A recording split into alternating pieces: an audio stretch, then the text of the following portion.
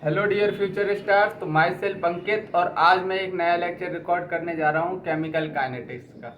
कल हमने बेसिकली पढ़ा था एक्टिवेशन एनर्जी, थ्रेशोल्ड एनर्जी। आज उसी पर एक्टिवेशन एनर्जी पर आज ज़्यादा क्वेश्चन रहेंगे और उस पर एक्टिवेशन एनर्जी पर छोटे छोटे से कंसेप्ट हैं जिनसे न्यूमेरिकल्स आते हैं, तो वो मैं बताऊंगा और बाद में हम आर्हेनियस इक्वेशन को डिस्कस करेंगे। ठीक है, तो चलो बिना किसी देरी के अपना लेक्चर स्टार्ट करते हैं।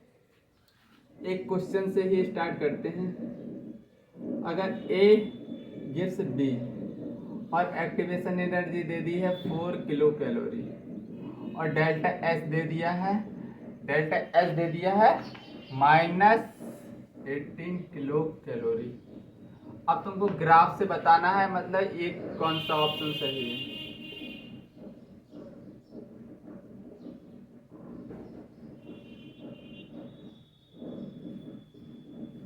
ये एनर्जी है, एनर्जी और रिएक्शन प्रोग्रेस बेसिकली ग्राफ कैसे बनेगा।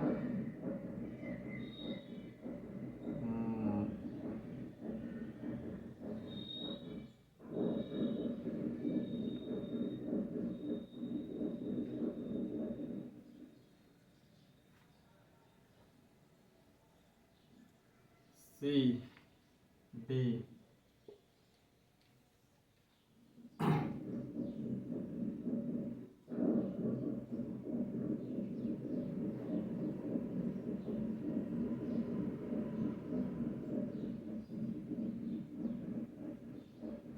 बस तुमको ग्राफ पहचानना है कौन सा, इस क्वेश्चन के लिए कौन सा ग्राफ सही है। तो देखो बस इसमें एक ही चीज देखनी थी, डेल्टा एच क्या है, नेगेटिव है, मतलब एक्सोथर्मिक वाला ग्राफ देखना था। ये वाला ग्राफ क्या है, मेरे हिसाब से तो ये एंडोथर्मिक है, क्योंकि ये हीट को एब्जॉर्ब कर रहा है, प्रोडक्ट की ज़्यादा एनर्जी हो रही है, इधर भी हीट एब्जॉर्ब हो रही है, जबकि एक्सोथर्मिक में हीट रिलीज होती है तो प्रोडक्ट अपनी एनर्जी कम कर लेता है।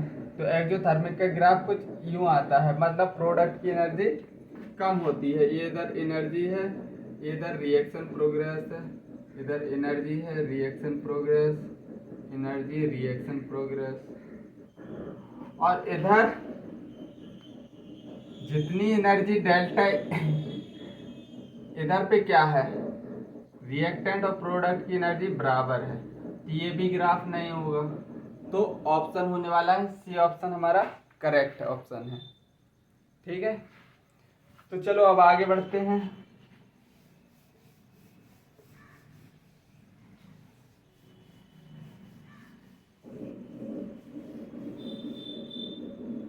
क्वेश्चन ए गिव्स बी, इधर है 10 किलो कैलोरी, इधर है 20 kilo calorie. Find delta H and nature of reaction का नेचर बताना है। तो डेल्टा एच का फॉर्मूला हमने पढ़ा था, डेल्टा एच का formula activation energy of forward reaction minus activation energy of backward reaction.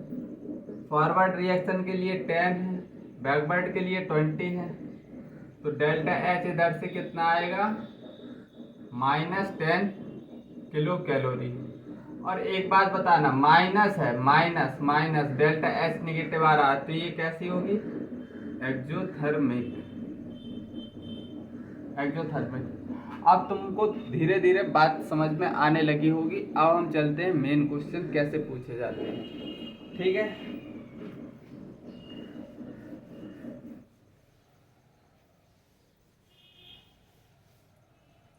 Exam में क्वेश्चन कुछ ऐसे आता है,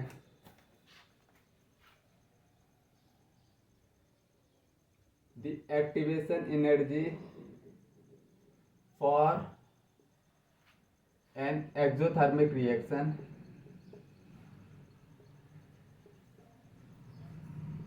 exothermic reaction A gives B is 80 kilojoule पर मोल. Heat of reaction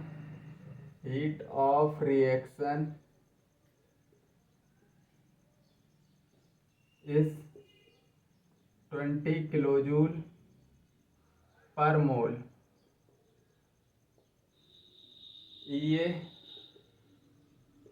for the reaction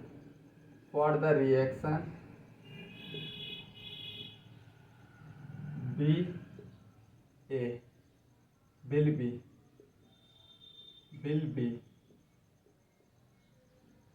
देखो एक बात समझना, इसमें क्या दिया है, एक एक्सोथर्मिक रिएक्शन है, एक्टिवेशन एनर्जी दे दी है और हीट ऑफ रिएक्शन दे दी है.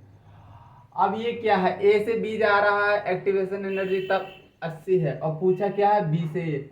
मतलब ये कौन सी रिएक्शन है, एक रिवर्सिबल रिएक्शन है. ए से बी जा रहा है, तो 80 किलोजूल पर मोल दे दिया है पर मोल. और बी से ए जाना है तो पूछ रहा है, मतलब ए फॉरवर्ड तो गिवन है, ए बैकवर्ड हमसे पूछा है. और डेल्टा एच कितना दे दिया है, हीट ऑफ रिएक्शन 20 किलोजूल पर मोल. अब ये फॉर्मूला तो लगाएंगे, डेल्टा एच से ही निकलेगा, डेल्टा एच बराबर ई ए फॉरवर्ड माइनस ई ए बैकवर्ड. अब लड़के पता कहाँ गलती करते हैं, एच की वैल्यू डायरेक्ट रख देते हैं और इधर ही क्वेश्चन गलत हो जाता है. बेसिकली इसमें बोल रहा है एक्सोथर्मिक रिएक्शन, तो डेल्टा एच की वैल्यू इधर -20 रख देना, बस तुम्हारा आंसर सही आ जाएगा. ये फॉरवर्ड 80 है माइनस ये बैकवर्ड हमसे पूछा है, क्योंकि ए से बी जाने पर मतलब फॉरवर्ड जाने की वैल्यू दे दी है, और बी से ए पूछा है मतलब बैकवर्ड रिएक्शन पूछा है. तो ये बैकवर्ड क्या आने वाला है, 80 + 20 मतलब 100 किलोजूल पर मोल. ये हमारा क्या है, आंसर है.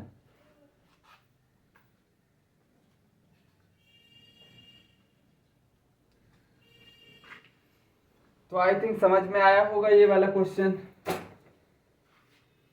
अब चलो दूसरा क्वेश्चन करते हैं.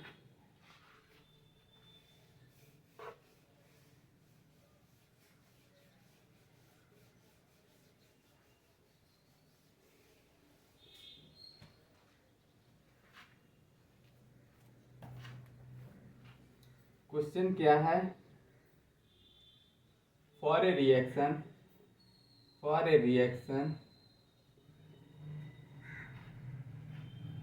A plus B gives C plus D. The activation energy is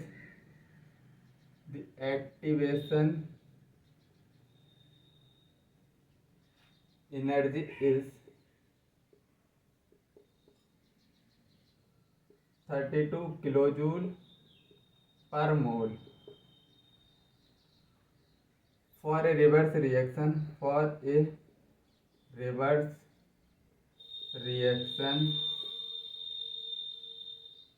the EA is 58 kilojoule per mole. Determine. पहला है नेचर ऑफ रिएक्शन, दूसरा पूछा है डेल्टा एच. तो बताओ नेचर ऑफ रिएक्शन और डेल्टा एच. देखो for a reaction activation energy दे दी है. फॉर ए रिवर्स रिएक्शन देखो A plus B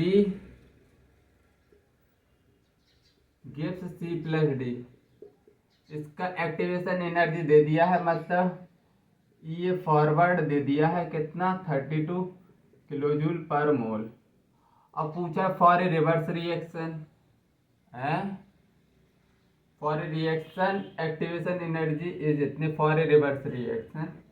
हाँ C plus D reverse reaction कर दिया है A plus B, तो एक्टिवेशन एनर्जी बैकवर्ड रिएक्शन के लिए कितनी आ गई है, 58 किलोजूल पर मोल. अब delta H nature of reaction पूछा है तो डेल्टा एच ही निकालो ना, delta determine the reaction.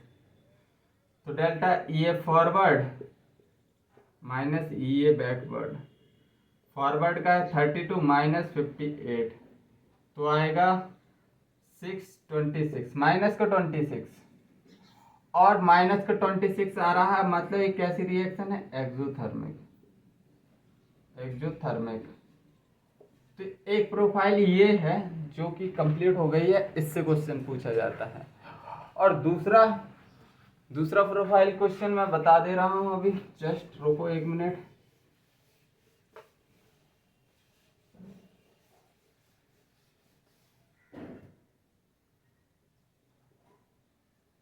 For an endothermic reaction, endothermic reaction एक एंडोथर्मिक रिएक्शन है। अब उसमें पूछा है पहला ये ज़्यादा होता है डेल्टा एच से, दूसरा ऑप्शन ये कम होता है डेल्टा एच से, थर्ड ऑप्शन ये बराबर होता है डेल्टा एच से, और 4 any one of the above, any one of the above. तो एक बात बताना, एंडोथर्मिक रिएक्शन का ग्राफ कैसे आता है? एंडोथर्मिक रिएक्शन का हमेशा एनर्जी और रिएक्शन प्रोग्रेस के बीच में जो ग्राफ बनते हैं, तो क्या एंडोथर्मिक में हीट एब्जॉर्ब होती है, एंडोथर्मिक हीट को क्या खाता है, तो प्रोडक्ट बेसिकली प्रोडक्ट के पास ज़्यादा एनर्जी होगी। ये बात ये ग्राफ सही है। तो ये हमारा क्या है, इतना, ये हमारा एक्टिवेशन एनर्जी बैरियर तक जाने के लिए। और डेल्टा एच कैसे निकालते थे प्रोडक्ट और रिएक्टेंट के बीच का, ये हमारा होता था डेल्टा एच, ये रिएक्टेंट है ये प्रोडक्ट है। तो एक बात देखो, एक्टिवेशन एनर्जी डेल्टा एच से ज़्यादा है, बिल्कुल ज़्यादा है। अब देखो दूसरी कंडीशन लेते हैं, अगर ग्राफ बिल्कुल ऐसा बनाते हैं, कितना भी छोटा बना लो फिर भी क्या है, एक्टिवेशन एनर्जी डेल्टा एच से ज़्यादा ही रहेगा, मतलब एक्टिवेशन एनर्जी डेल्टा एच से ज़्यादा ही रहने वाला है। तो ये फर्स्ट ऑप्शन हमारा क्या है, सही है। लेकिन यही कहानी बदलती नजर आती है एक्सोथर्मिक में।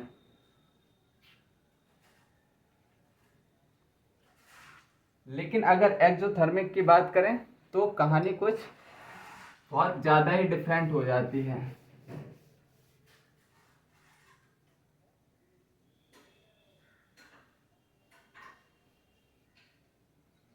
For an exothermic reaction,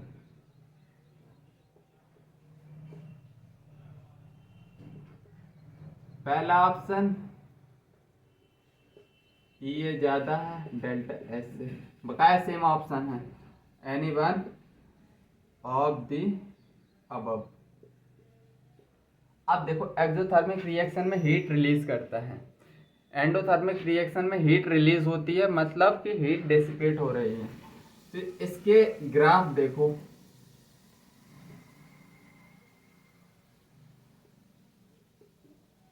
energy reaction progress, energy reaction progress. अब एनर्जी रिलीज हो रही है, मतलब प्रोडक्ट की एनर्जी कम होगी। तो एक तो ग्राफ ऐसे बन सकता है, ऐसे बन सकता है, ये रिएक्टेंट है ये प्रोडक्ट है। तो देखो ये हमारा क्या होगा, एक्टिवेशन एनर्जी, और ये हमारा क्या होगा, ये हमारा होगा डेल्टा एच। तो देखो डेल्टा एच और ये इधर बराबर है, डेल्टा एच बराबर डेल्टा बराबर ई ए, ज्यादा है। अगर मैं इसी ग्राफ को ऐसे बनाऊं तो ये हमारा क्या है, रिएक्टेंट से जो पीक तक पहुंचता है वो होता है एक्टिवेशन एनर्जी, और रिएक्टेंट और प्रोडक्ट के बीच का ये क्या होता है, डेल्टा एच। तो इधर डेल्टा एच क्या है, ज्यादा है एक्टिवेशन एनर्जी से। डेल्टा एच इधर बराबर था, इधर डेल्टा एच ज्यादा है। तीसरा ग्राफ अगर मैं बनाना चाहूं तो मैं ऐसे ही बना सकता हूं इसको, कैसे, एनर्जी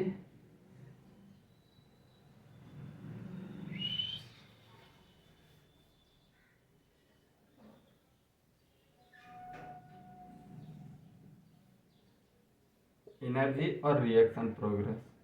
तीसरा ग्राफ मेरा कैसे बन सकता है,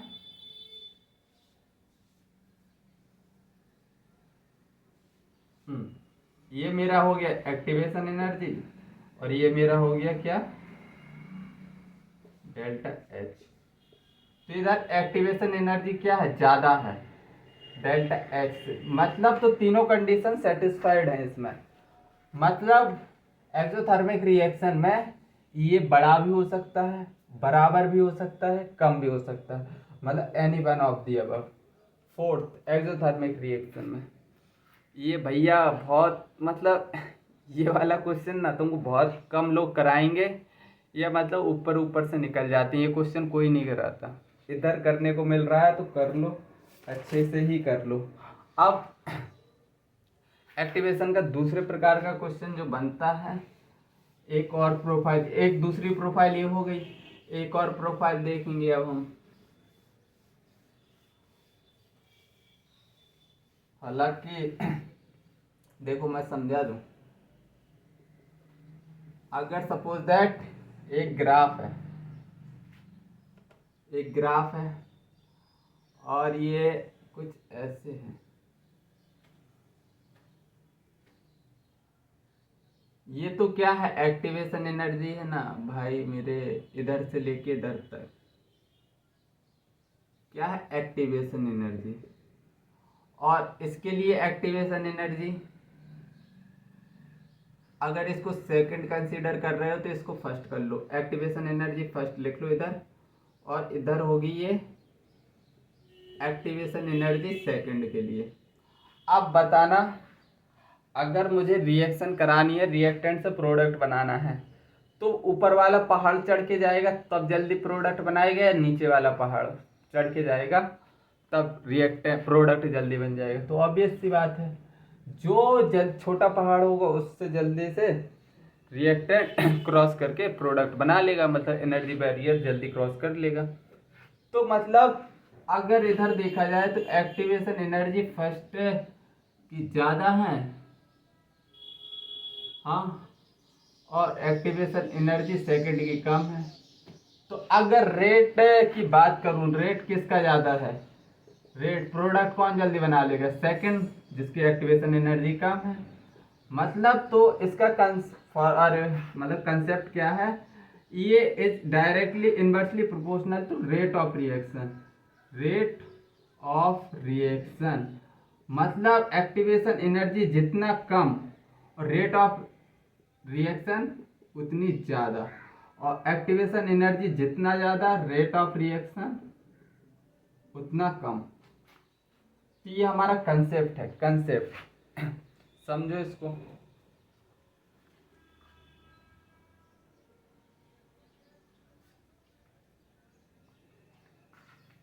ये हमारा था कंसेप्ट। आई थिंक इतनी बात तुमको समझ में आ गई होगी। और दूसरा कंसेप्ट और बता दे रहा हूँ, वो समझ लेना, दूसरा कंसेप्ट है और इन्हीं दो को मिलाकर एक क्वेश्चन बनता है, फिर उसको समझेंगे। दूसरा कंसेप्ट क्या है, अगर A2 प्लस B2 कंबाइन होते हैं तो 2AB बनता है। तो ये बनता कैसे है, सबसे पहले ये समझना जरूरी है। सपोज दैट एक ग्राफ है, ये रिएक्टेंट है A2 प्लस B2, ये क्या है, रिएक्टेंट। सबसे ज्यादा पीक पर क्या बनता है, ट्रांजिशन कॉम्प्लेक्स बनता है, ट्रांजिशन ए और बी। तो ए और बी के बॉन्ड टूटते हैं और ए बी के बॉन्ड क्या बनते हैं, फॉर्म होते हैं, 2AB बनेगा इधर से। मतलब ये क्या है, एक्टिवेटेड कॉम्प्लेक्स है, हाईली अनस्टेबल होता है, मतलब इधर इसकी एनर्जी बहुत ज़्यादा होती है इसलिए हाईली अनस्टेबल होता है इधर पीक पर। तो इधर नंबर ऑफ स्टेप, एक स्टेप है इस रिएक्शन का, तो नंबर ऑफ स्टेप इसमें याद रखना, number of step is equal to number of peak. इतनी बात याद रख लेना इसमें। अगर एक स्टेप की है तो एक पीक आएगी, दो स्टेप की है तो दो पीक आएगी, तीन स्टेप की है तो तीन पीक आएगी। देखो इस पर क्वेश्चन कैसे बनते हैं वो मैं अभी तुमको करवा रहा हूँ, ठीक है। तो देखो स्टार्ट करते हैं क्वेश्चन को। सपोज दैट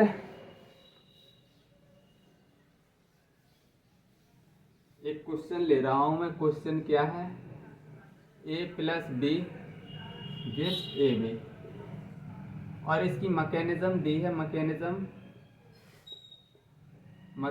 है a plus x A x और ए एक्स प्लस बी, तो ए बी प्लस एक्स। और ऊपर वाली रिएक्शन क्या है, स्लो है, और ये क्या है, फास्ट है। तो इसका ग्राफ कैसे बनेगा, रिएक्शन बताना तो पड़ेगा। एंडोथर्मिक है, मैंने बता दिया, चलो ये एंडोथर्मिक रिएक्शन है। एंडोथर्मिक मतलब हीट तो एब्जॉर्ब होगी, इसमें हीट तो एब्जॉर्ब होने वाली है, हीट एब्जॉर्ब होगी। तो इसका ग्राफ कैसे बनाएंगे हम, इसका ग्राफ कैसे बनाएंगे, तो बेसिकली एंडोथर्मिक है, एक पीक दो पीक, एक पीक और दो पीक। एंडोथर्मिक है, सही है। तो इधर a प्लस एक्स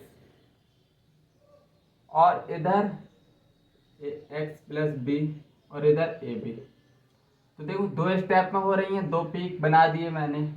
अब सर ये बताइए, स्लो रिएक्शन है, स्लो रिएक्शन है तो उसकी एक्टिवेशन एनर्जी क्या होगी। अभी मैंने बताया था जिसकी एक्टिवेशन एनर्जी बहुत ज़्यादा वो रेट ऑफ रिएक्शन उसका कम होगा। तो मतलब फर्स्ट रिएक्शन स्लो है इसलिए इसका एक्टिवेशन एनर्जी भी क्या होगा, ज़्यादा होगा। ये इसका ज़्यादा होगा, ये फास्ट है, फास्ट है तो इसका ये क्या होगा, ये इसका ये कम होगा। स्लो है तो ये ज़्यादा, और फास्ट है तो ये क्या होगा, कम होगा। और यही ग्राफ आएगा इसका, यही ग्राफ आएगा। अब मैं बता दिया है, एक बना के बनाना थोड़ी कॉम्प्लिकेटेड है, लेकिन एग्जाम में जो क्वेश्चन आते हैं उसमें सिंपली अपन को पहचानना पड़ता है कि मतलब कौन सा ग्राफ है। तो एक्सो और एंडो से तो तुम रिएक्टेंट और प्रोडक्ट को गैस कर सकते हो कि मतलब एनर्जी एब्जॉर्ब करके। तो एंडोथर्मिक में ग्राफ ऐसे जाता है, और एक्सो में कैसे जाता है, नीचे साइड आता है प्रोडक्ट का। तो ये पहली चीज होती है, ये समझना एंडोथर्मिक। और पीक देख लेना, अगर दो स्टेप की रिएक्शन है तो दो पीक होने चाहिए। जो स्लो रिएक्शन है, स्लो स्टेप है, उसका एक्टिवेशन ज़्यादा होना चाहिए। बस ये दो तीन छोटी छोटी सी बातें देखनी पड़ती हैं और तुम्हारा क्वेश्चन हो जाता है। इसमें दो तीन कंसेप्ट लगते हैं तो ठीक ठाक क्वेश्चन माने जाते हैं इस तरह के। लेकिन अब तुमने मुझसे पढ़ लिया तो तुमको इजी लगेंगी चीज़ें, टेंशन मत लो।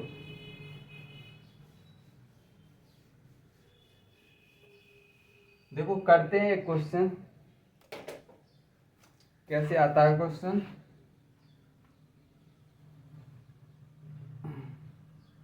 ए plus B gives A B, mechanism क्या है, A plus X gives A X, ये कैसी है, slow. A X plus be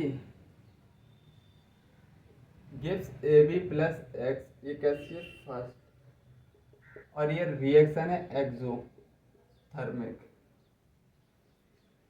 exothermic reaction है। अब इसके ग्राफ देख लो।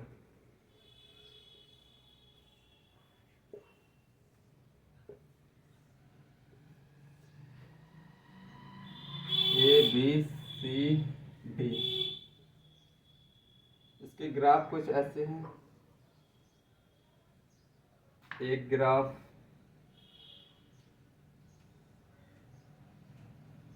सेकंड ग्राफ,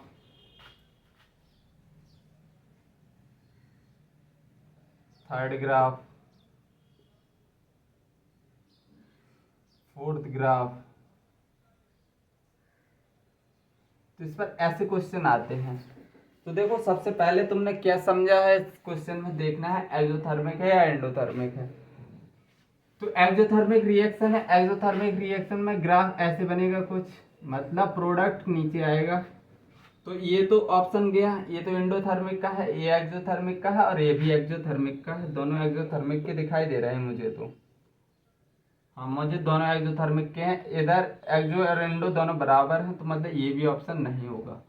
अब पहला स्टेप क्या दिया है, स्लो, मतलब एक्टिवेशन एनर्जी क्या होगी, इधर ज़्यादा होगी, ज़्यादा, और इधर देखो इतनी है एक्टिवेशन एनर्जी, इधर ज़्यादा है। पहले स्टेप में ज़्यादा एक्टिवेशन एनर्जी होनी चाहिए, इधर है पहले स्टेप में ज़्यादा, और फिर दूसरे स्टेप फास्ट है तो ये क्या होना चाहिए, कम। तो देखो इधर ये क्या है, कम है, और ये इधर ज़्यादा है। तो सी ऑप्शन हमारा क्या होगा, करेक्ट ऑप्शन होगा। ऐसे क्वेश्चन पूछे जाते हैं।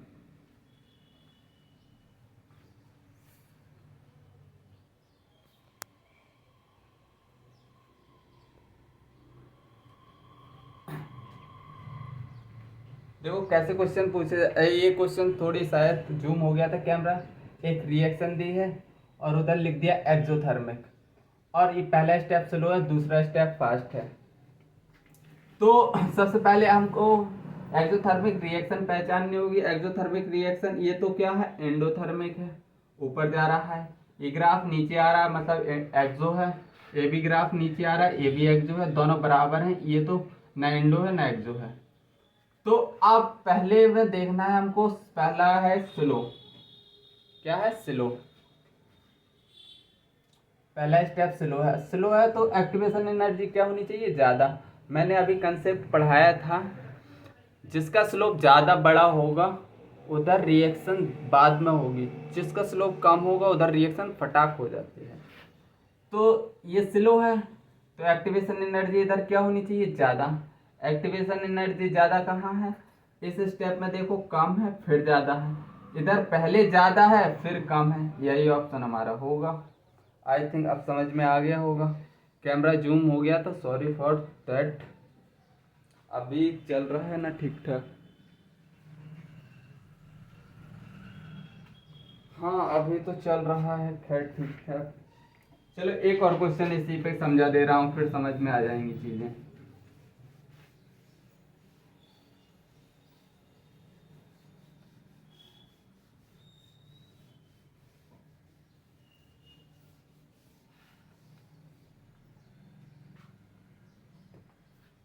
इस पर एक क्वेश्चन और करवा दे रहा हूँ तो तुमको समझ में आ जाएगी। A plus B gives A B, ये क्या सी है, एंडोथर्मिक। एंडोथर्मिक, एंडोथर्मिक है। A, A plus x A X, ये फास्ट है। B, A X plus B gives A B, ये कैसी है, स्लो। और ग्राफ कुछ यूं इस तरह दिए हैं,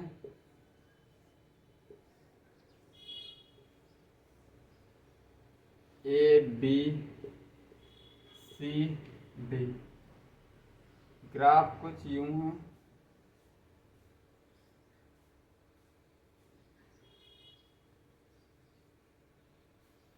और दूसरा ग्राफ है,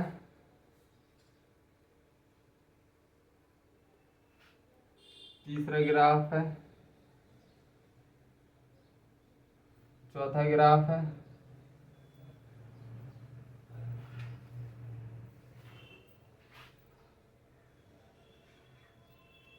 ठीक है। तो ये हमारे ग्राफ हैं, चार ग्राफ हैं, डिफरेंट डिफरेंट ग्राफ। अब हमको सबसे पहले देखना है एंडोथर्मिक रिएक्शन है, मतलब प्रोडक्ट की एनर्जी ज़्यादा होनी चाहिए। एक तो ये हो सकता है, ये भी हो सकता है, ये तो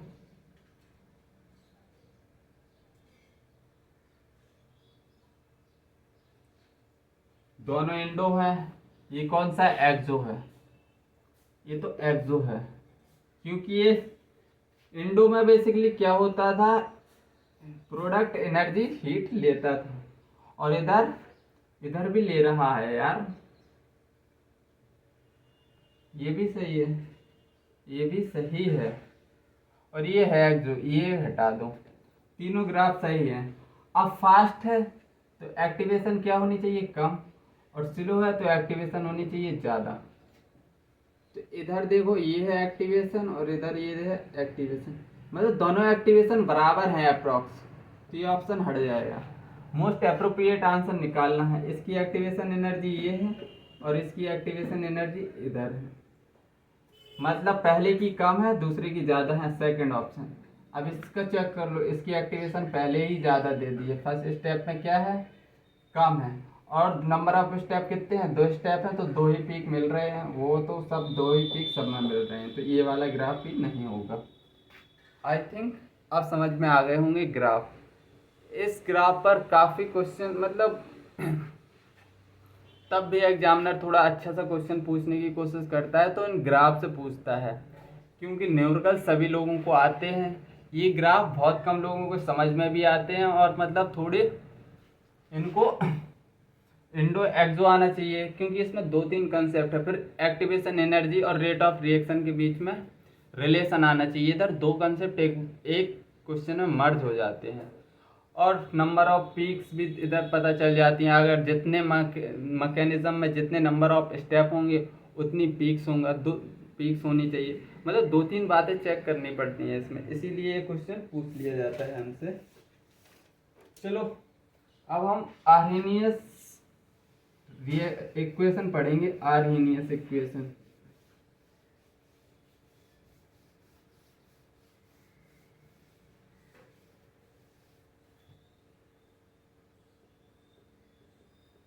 आर्हेनियस इक्वेशन, आर्हेनियस इक्वेशन क्या बोलता है, Arrhenius equation relation between rate constant और टेम्परेचर के बीच में बताता है, relation between rate constant and temperature. और मैं एक बात और बता दूँ, टेम्परेचर, एक बात और बता दूँ, सभी रेट कांस्टेंट होते हैं, वो सिर्फ और सिर्फ टेम्परेचर से अफेक्टेड होते हैं, और कोई भी दुनिया की ताकत उनको अफेक्ट नहीं कर सकती है। और इसकी एक इक्वेशन आती है, आर्हेनियस इक्वेशन आती है, के बराबर ए ई ए आर टी, ये इक्वेशन है। अब इसमें डिफरेंट टर्म है, के बेसिकली क्या है, रेट कांस्टेंट है, ए क्या है, फ्रीक्वेंसी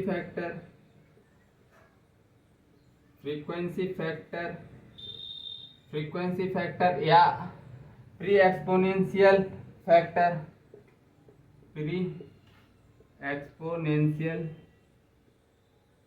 फैक्टर, या फिर इसको बोलते हैं आर्हेनियस, इसको आर्हेनियस, और ये क्या है बेसिकली, एक्टिवेशन एनर्जी,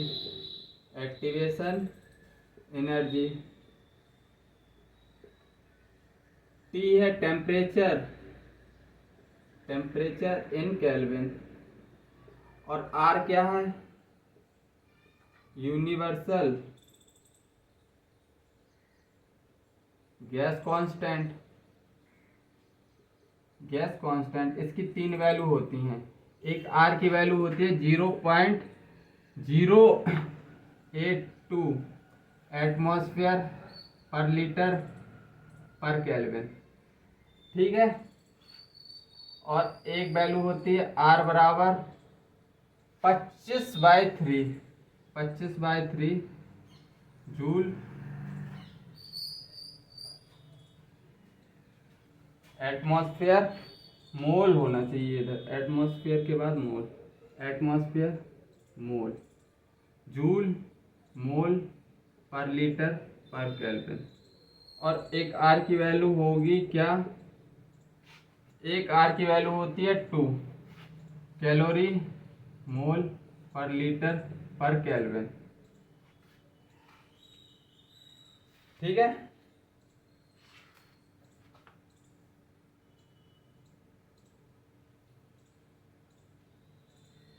तो ये हमारी यूनिट्स हैं और ये हमारा थोड़ा इतना चीजें नोट करो पहले।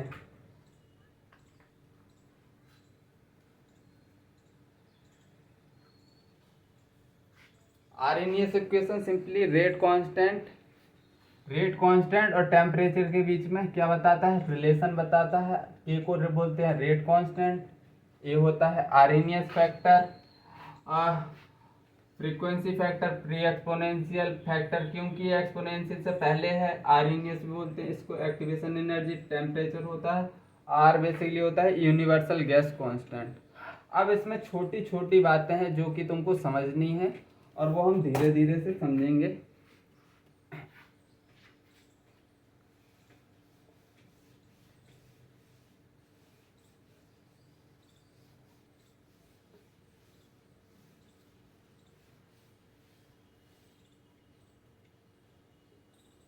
पहली चीज समझने वाली है ये upon R T.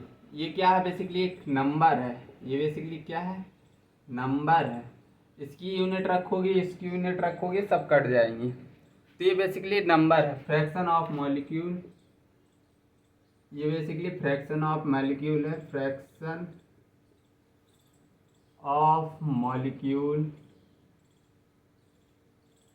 Which has energy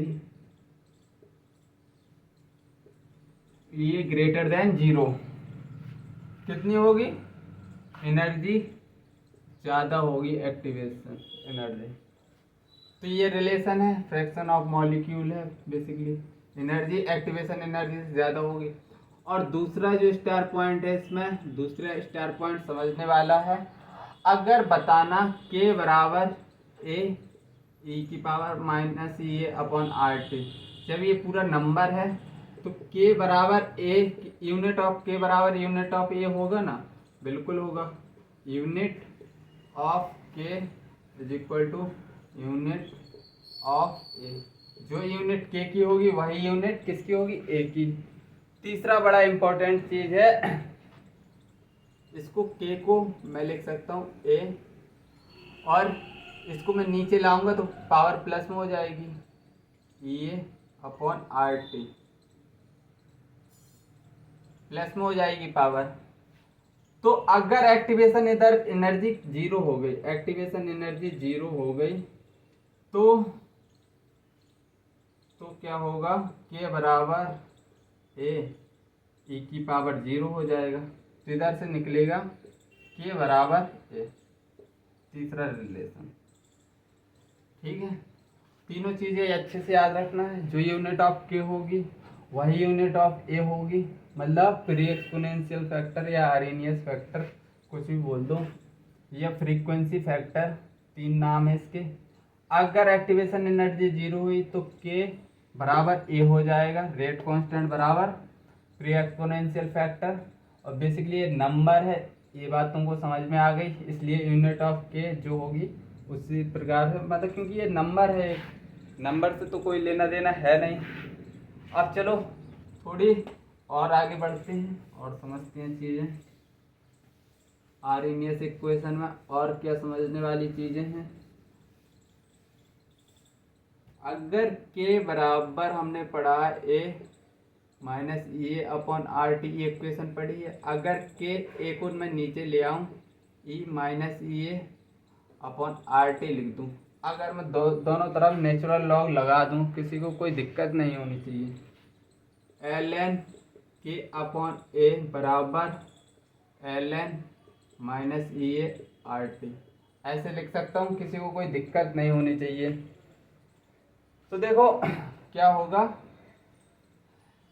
L N के माइनस एल एन ए लिख सकता हूँ, इसको मैं ए अपॉन बी को ए माइनस बी लिखते हैं तो ए लिख सकता हूँ, और ये पावर आगे आ जाएगी minus A upon R T minus ये upon R T L N E, और एल एन ई की वैल्यू होती है 1, एल एन ई की वैल्यू होती है 1, तो एल एन के बराबर आया एल एन ए, इस साइड चला गया माइनस ये अपॉन आर टी। एक इक्वेशन हमारी इधर से निकल आई है, बड़ी इंपॉर्टेंट इक्वेशन है भाई।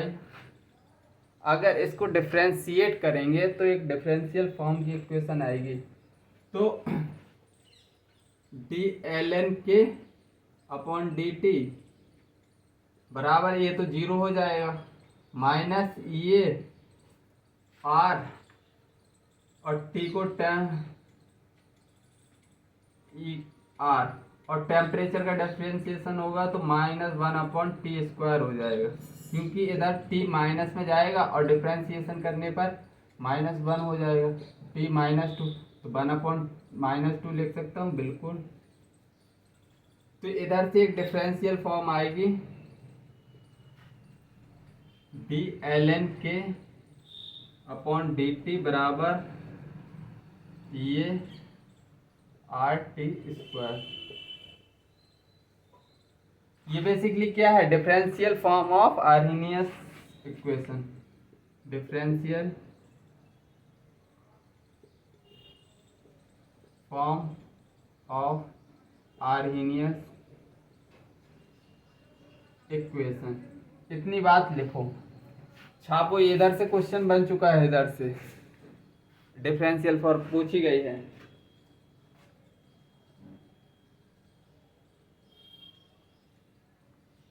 बेसिकली डिफरेंशियल फॉर्म हमसे पूछी गई है, तो इसको याद रखना।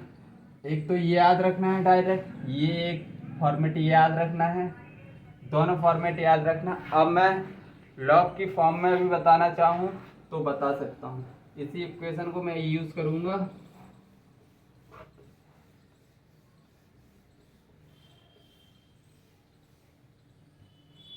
देखो हमने पढ़ा है एल एन के बराबर एल एन ए माइनस ये अपॉन आर टी।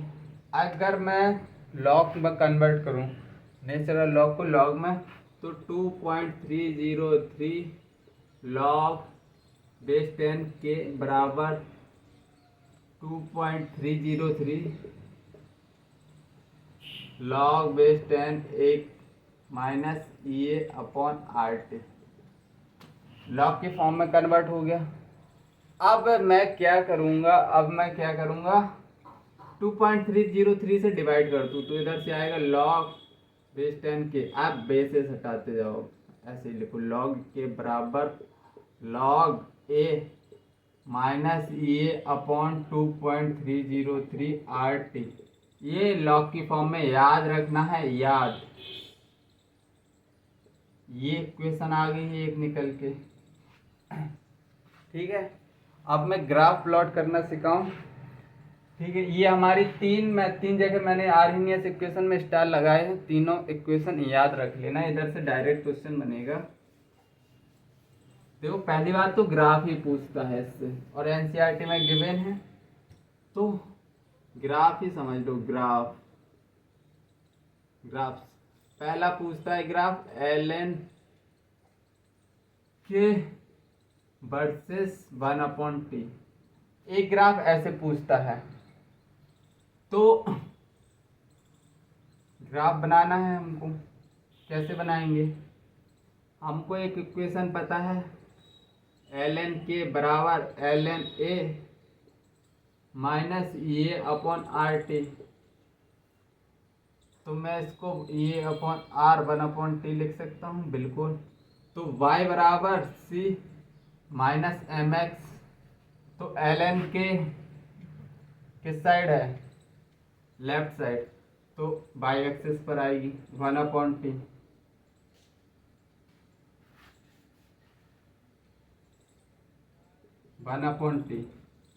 तो इसका ग्राफ कैसे बनेगा, स्लोप क्या है, निगेटिव में है, तो इसका ग्राफ कुछ ऐसे बनेगा। स्लोप क्या आएगी इसकी, माइनस ये अपॉन आर, और इंटरसेप्ट क्या है, एल एन ए, ये हमारा इंटरसेप्ट है। तो एक नेचुरल लॉग की फॉर्म में इस तरह का ग्राफ पूछा जाता है। अगर एक दूसरा ग्राफ पूछना चाहे तो लॉग की टर्म में पूछ लेगा, सिंपली इधर लिख देगा लॉग के वर्सेस 1/t। तो लॉग वाली इक्वेशन अगर याद होगी तो हमारा क्वेश्चन निकल जाएगा। कैसे याद होगी? लॉग के बराबर लॉग ए माइनस 2.303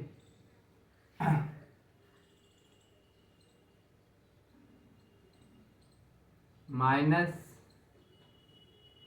ये अपॉन 2.303 आर टी। तो बाय बराबर सी माइनस एम एक्स, जिसका ग्राफ बनाओ लॉग के, और इधर है 1 टेम्परेचर, इसको ऐसे भी लिख सकते हो 1/t। तो इतना ये क्या है? स्लोप है, और नेगेटिव क्या रहा? स्लोप। तो ये स्लोप कितना हो जाएगा? स्लोप माइनस ये अपॉन 2.303, और इंटरसेप्ट कितना है? लॉग ए। तो आई थिंक ग्राफ समझ में आ गए होंगे। दो ही ग्राफ होते हैं इसमें।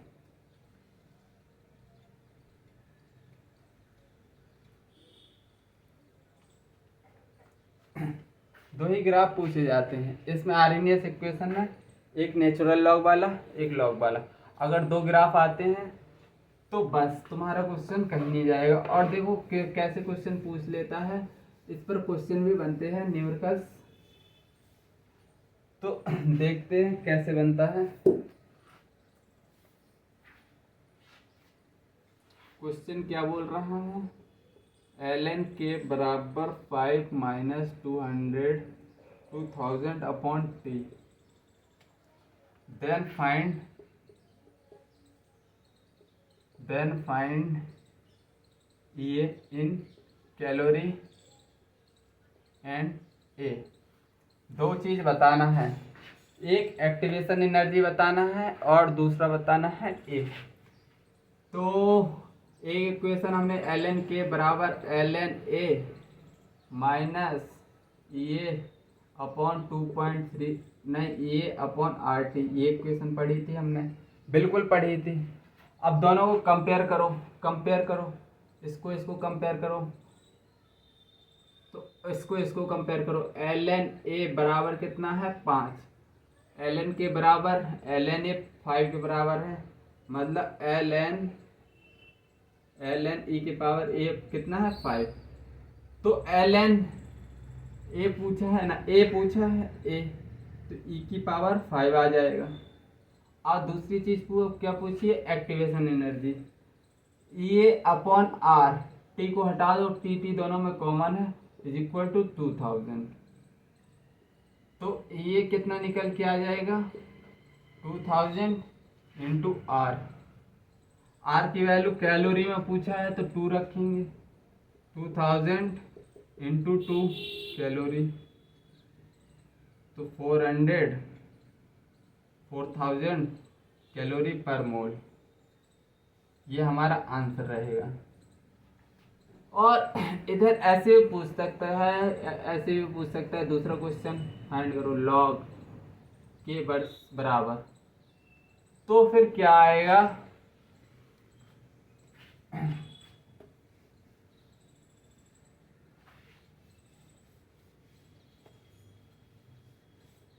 अगर लॉग लिख दे तो लॉग के बराबर लॉग ए माइनस ए 2.303 आर टी, इसको कंपेयर करा दो सिंपली। जैसे लॉग ए किसके बराबर है? लॉग ए बराबर है 5 के, तो ए कितना निकलेगा? 10⁻⁵ ये ए निकल आएगा। अगर ये निकालना है, ये 2.303 आर बराबर 2000। अरे भैया इतना 2000 के बराबर है, 1/t तो कॉमन है सेम, तो ये निकालना होगा। तो 2000 इंटू 2.303 इंटू आर, ऐसे निकाल लेना कैलोरी पर मोल।